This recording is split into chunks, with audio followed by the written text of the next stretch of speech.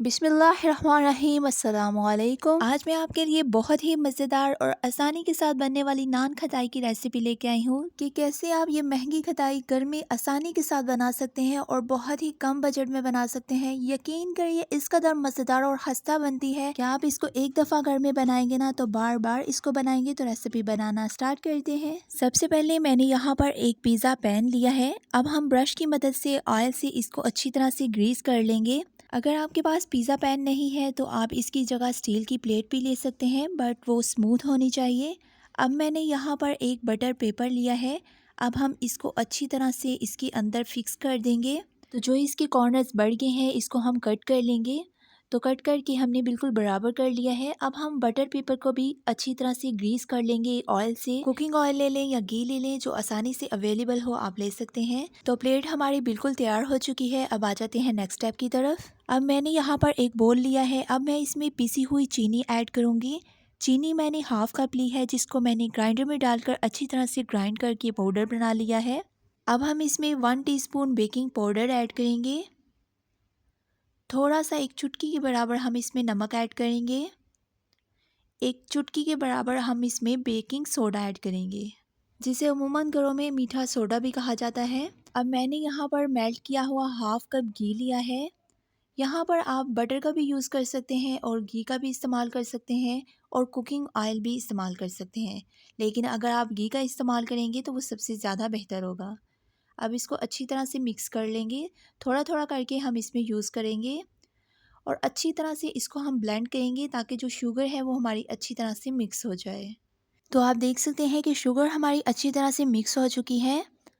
अब मैंने यहाँ पर 1 कप मैदा लिया है, जिसको मैंने अच्छी तरह से छान लिया है। अब हम इसको हल्का सा मिक्स कर लेंगे ताकि ये इकट्ठा हो जाए। अब मैं इसको हाथ से गूंदूंगी। ज़्यादा आपने नहीं गूंदना, सिर्फ 1 मिनट के लिए हमने इसको गूंदना है। तो आटा हमारा यहाँ पर तैयार हो चुका है।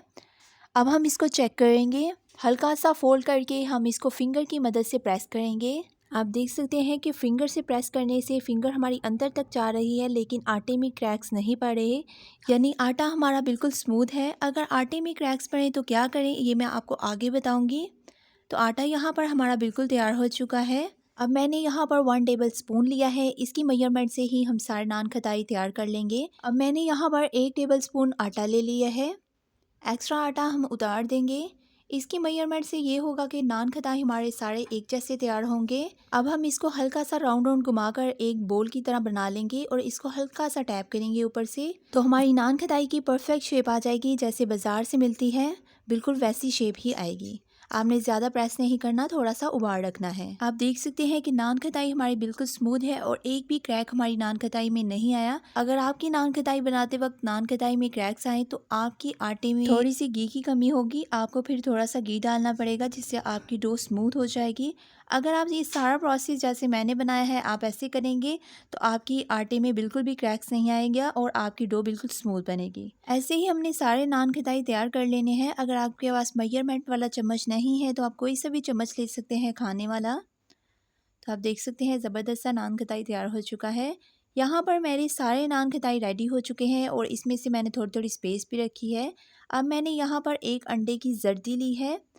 सफ़ेदी नहीं लेनी, सिर्फ अंडे की जर्दी लेनी है और फोक की मदद से इसको अच्छी तरह से ब्लेंड कर लेना है। फोक ले लें या कोई भी चम्मच आप ले सकते हैं। तो यहाँ पर हमारी जर्दी अच्छी तरह से ब्लेंड हो चुकी है। अगर आपको लाइट कलर चाहिए तो आप ऐसे ही अंडे की जर्दी को अप्लाई करेंगे। मुझे थोड़ा सा डार्क कलर चाहिए, इसलिए मैंने एक चुटकी इसमें जर्दा कलर ऐड किया है और अच्छी तरह से मिक्स कर लिया है। अब हम नान खटाई के ऊपर इसको अप्लाई करेंगे हल्का हल्का सा ब्रश की मदद से।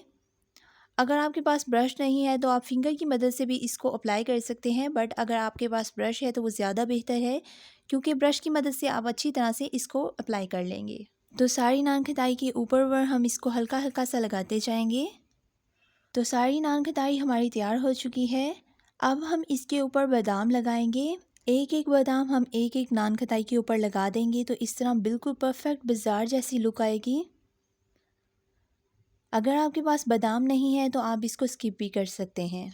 तो यहाँ पर सारे नान खटाई हमारे तैयार हो चुके हैं। अब हम इसको बेक करेंगे। तो बेक कैसे करना है, यहाँ पर मैंने नॉन स्टिक का एक तवा लिया है। अगर आपके पास नॉन स्टिक का तवा नहीं है तो आप दूसरा तवा भी ले सकते हैं। तवे को मैंने हल्का सा गर्म कर दिया है। अब मैं नान खटाई वाली प्लेट इसके अंदर रख दूंगी और ऊपर से हम इसको देगची से अच्छी तरह से कवर कर देंगे। 2 मिनट हम चूल्हे का फ्लेम हाई टू मीडियम रखेंगे। उसके बाद हम इसे लो टू मीडियम फ्लेम पर 30 मिनट के लिए कुक करेंगे।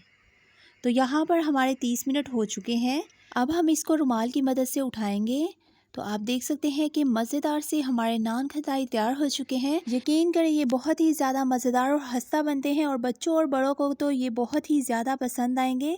तो इस रेसिपी को घर में ज़रूर ट्राई कीजिएगा, आपको बहुत ज़्यादा पसंद आएगी। और अपनी फीडबैक से भी हमें आगाज़ ज़रूर कीजिएगा कि आपको ये रेसिपी कैसी लगी।